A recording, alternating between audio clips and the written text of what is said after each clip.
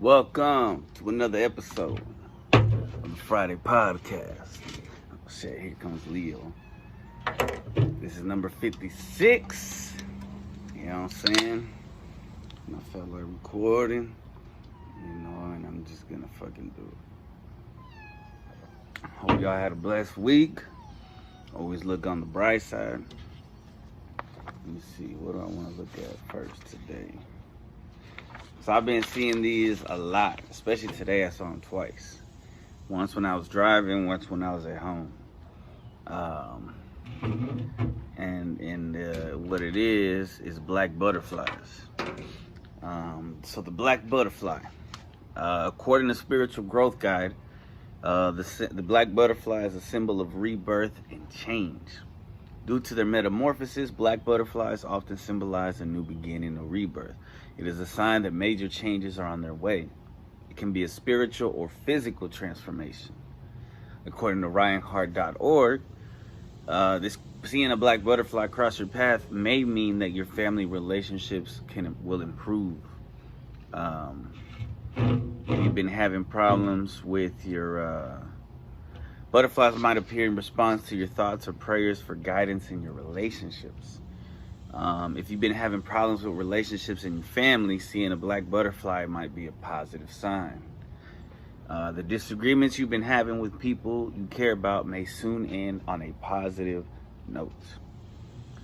On the other hand, if you're struggling to forgive someone close to you, this could be a sign to stop feeling angry at this person. Letting go of the anger you feel inside might lead to a beautiful transformation, renewal, in your life. So when you see a black butterfly, remember that it could symbolize a new beginning in relationships, which would be dope. Now, whether that be, I don't know, sounds good. Sounds really good. In fact, it makes me think about something that somebody close to me is going through, and I hope that maybe that is just a sign I'm seeing that their situation is going to be, fixed. According to butterflyinsight.com, in many cultures, it is believed that the black butterfly is a symbol of transition, renewal, or rebirth, as we said before, constantly. An encounter with the black butterfly can indicate that a person is about to be reborn or renewed in some way. Sometimes there's darkness before the dawn. For instance, the Friday podcast has kind of been reborn, you know what I'm saying? So maybe that's why, the black butterfly. Black butterflies also symbolize longevity in some cultures. That's right, we ain't going nowhere. We're here to stay. Okay. Oh shit, and there's butterflies on there. Look at that. Natural Grocers. Shout out to Natural Grocers.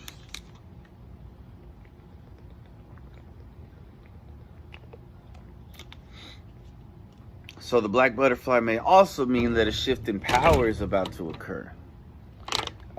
Seeing a black butterfly can also be a sign that a positive change will occur in the present situation. In Aztec mythology, it is Hispanic Heritage Month. Shout out to the Aztecs. The warrior goddess, all right, I'm going to struggle saying this, Itzpapalatl is associated with the black butterfly and even referred to by the name as the obsidian butterfly. A strange old Aztec myth describes how Itzpapalatl camouflages herself as a black butterfly to devour souls during a solar eclipse. Black-colored butterflies are also associated with power, authority, sexuality, mystery, sophistication, elegance, anger, fear, evil, sadness, death, mourning, remorse, and the unknown. So maybe if you're thinking about something, that's if one of those words could be what it's trying to represent to you. The black butterfly symbolizes new life from an old one. The black butterfly symbolizes the new, strong, but subtle life after a period of transformation. So we are all basically butterflies, but seeing the black butterfly is a little bit, you know, each color butterfly, for some reason, it means something different. It can mean something different. And I picked this one because I saw it twice in the same day, within the same couple hours. But I've been seeing a lot of butterflies. It's not even springtime, right? And there are different kinds of butterflies. Let's see. So I think I went through all my crystals, right? I went through all my crystals. So today, oh shit, I'm gonna be going over Palo Santo, right? Which is something that you can burn, which I should have had some with me. I can go get some. And in fact, I'll be right back. All right, we're back. Now this piece of Palo Santo that I got is almost done. I need a new one. But according to, so this is like, you know, usually I'm looking at metaphysical pages and stuff, but this is like checking the science on possible scientific benefits of burning Palo Santo. So according to healthline.com, they say traditionally the Palo Santo is widely used to repel mosquitoes. It's also said to deter ants, termites, and flies. There may be some merit to this claim, the site says. According to a 2012 study, Palo Santo essential oil is mainly composed of limonene. Limonene is a substance with insecticide properties, so it's used in natural insect repellents. Many people find the aroma of Palo Santo relaxing, so it's commonly used to ease stress. It's thought to have a purifying, cleansing effect on the body and the mind. Palo Santo. This may also be due to limonene. In a 2013 animal study, inhaled limonene exhibited anti-stress and anti-anxiety properties. You want some, Leo? All right. He smelled it a little bit. So since it's an old one, it doesn't like want to stay lit. I gotta keep lighting it up. I guess they call it smudging because it looks all smudgy. Because this is wood. Palo Santo is just holy wood or holy stick. Holy stick, I think. A 2014 study also found that ingested limonene decreased signs of stress in rats. And according to PaloSantoSupply.co, they say that it's one of the most fragrant woods in the world. Its sweet scent of pine, mint, and lemon has for centuries been a harbinger of healing and good fortune. Shamans, saints, and those seeking a stronger spiritual connection with the world use Palo Santo to protect, experience, and heal. According to originalbotanica.com, Palo Santo is used in rituals to cleanse and ward off negative energies. Palo Santo is related to frankincense, myrrh, and copal trees, three other powerful energy cleansers and protectors. Can y'all smell it from there? Right now. The wood is also used to communicate with the divine, heal on the physical and spiritual levels, and improve concentration and mental focus during meditation. Smells good. It's also used to cleanse negative energy the way sage is used. So sage is more of a North American cleanser, and Palo Santo is more of a South American. Just because that's what was around, you know. So shout out to Hispanic Heritage Month and Palo Santo. This does not want to stay lit. All right, moving on. So the next angel number, I've been seeing it. I saw it several times, often in the morning, sometimes in the evening. And I'm probably that's probably what I'm gonna go through next. Is all the number. So today I'm going to do 606, but I've also been seeing like 505. We did the 808 already, 909, there's others. But today, 606. So according to the Secret of the Tarot, 606, the secretofthetarot.com, excuse me, is the number of unconditional love and limitless compassion. Your angels are guiding you to focus less on the material aspects of your life and concentrate more on the emotional health and stability of everyone in your family. Another one talking about my family. I didn't even know. This is just, that's copy and pasting shit. According to highvibeshaven.com, 606 is directly associated with love. So if you're looking for signs from the universe that love is coming, seeing 606 is a definite sign. 606 is a positive, loving, caring, and compassionate number. It's directly related to completion and perfection. According to divineangelnumbers.com, it's 606 is a great revelation in terms of changes that will be sent our way. The future will be molded by the angels who are here to assist you when the time is tough. The mind and the heart will contradict each other often, but you have to stay calm and not act hastily. Angel number 606 will resolve all the conflict of your soul. Sunsigns.org says that 606 blends the energies of the number 0 with the amplified attributes of 6 as it appears twice. Number 6 brings with the vibrations of love, family, and service. It is a prompt for us to act selflessly and responsibly. 6 also resonates with initiative and solving problems. Angelnumber.org says that the number 606 is a fusion of energies and attributes of the number 6, 0, and 3. As a sum of these three numbers, because 6 plus 0 plus 6 is 12, and then 1 plus 2 equals 3. 606 from mindyourbodysoul.com, it says it's a blend of combinations and vibrations. The number 6, 0 is the beginning point, eternity, continuing cycles, flow, infinity, oneness, wholeness, the God force, and universal energies.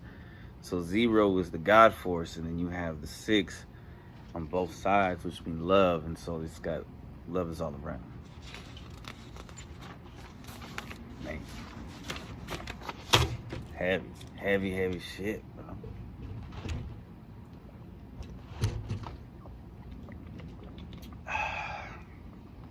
Good thing I have natural grocery spring water to help me calm down, baby. And when I'm ready to get back lifting, I got that clean yerba mate energy drink. So we did Black Butterfly, we did 0, 0. What else do I got? I should have had 4 things, but I only see 1 more thing. Well, that's 1, 2, 3. Yeah, the 4. Palo Santo. Okay. So my badass women of history. Herstory. My bad.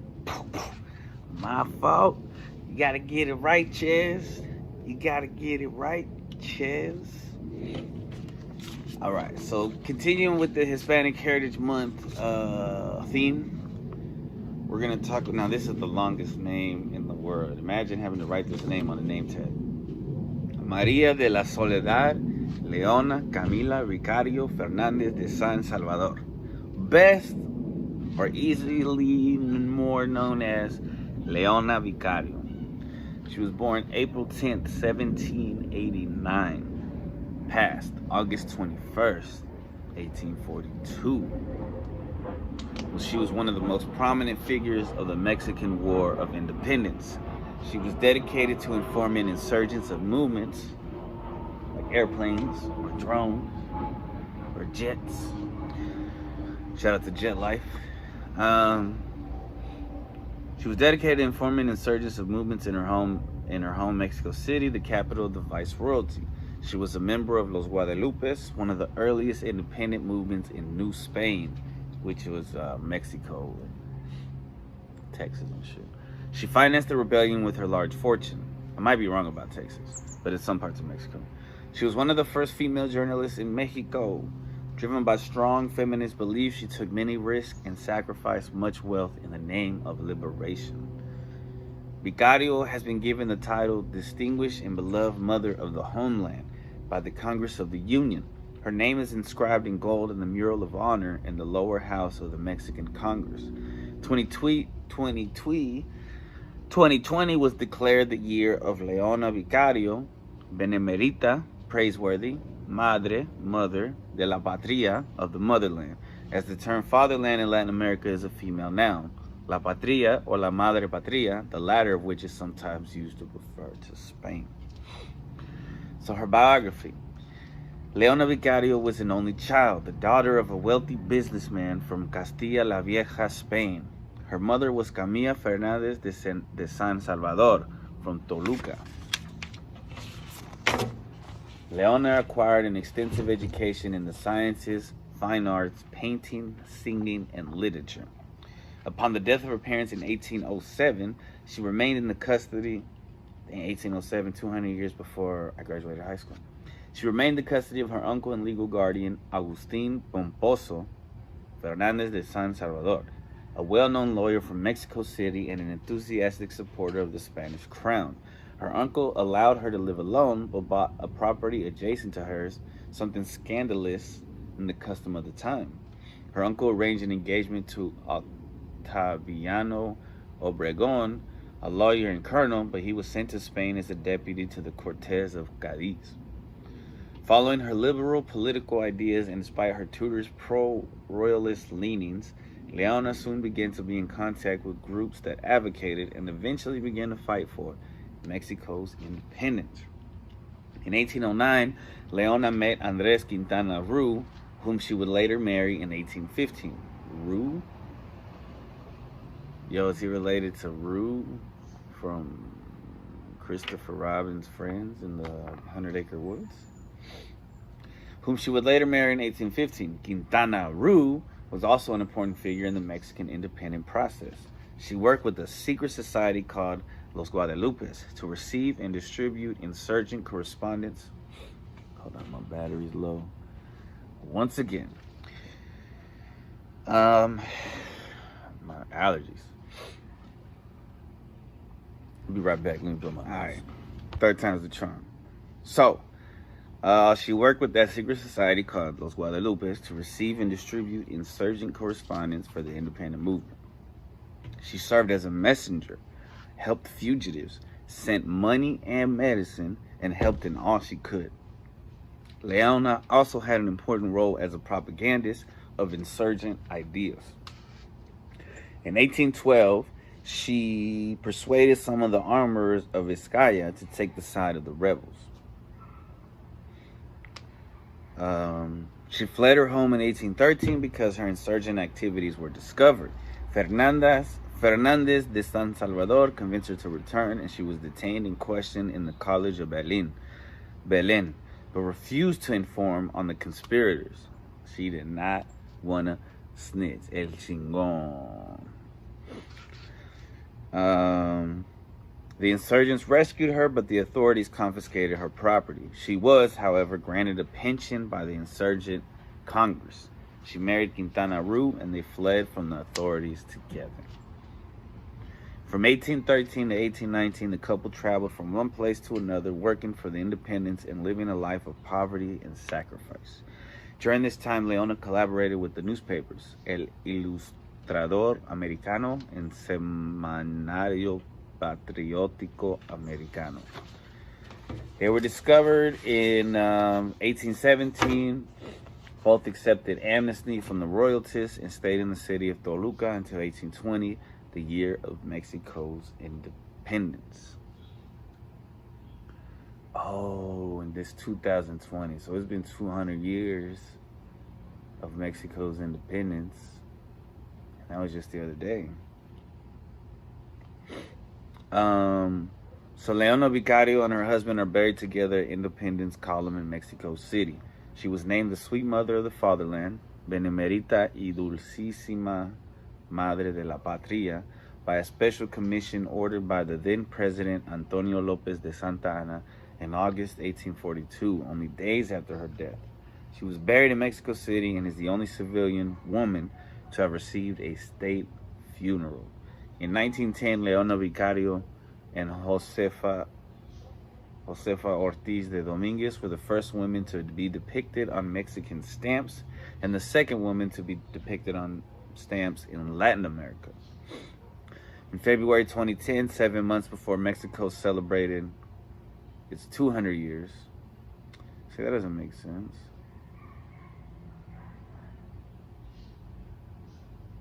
Because if it was 1820, so Wikipedia is fucked up. So they might have been in 1810. Anyway, celebrated its 200 years of independence. Mexican writer Carlos Pascual published the novel La Insurgenta. In this novel, in which he uses historical facts and fictional events, Pascual tells the story of Leona Vicario as well as the story of many others who participated in the war for and against Mexican independence from the Spanish Empire. There is a statue of Leona Vicario located at a plaza on the corner of República de Brazil and República de Nicaragua in the historic center of Mexico City. Damn, Mexico City sounds lit. Her profile also appears on a version of the 5 peso Mexican coins surrounded by the words Bicentenario de la Independencia, meaning bicentennial anniversary of independence. So then it must have been in 1810, not 1820. That's very interesting. I didn't know that. Did you? Comment below. Let me know if I got something wrong, if I fucked up. Let me know if you got a badass woman in Herstory you want me to cover. Let me know if you saw any cool insects or something that you want me to cover. I love y'all. Thank you for joining me once again. It's Mr. El Chingon coming at you. Peace.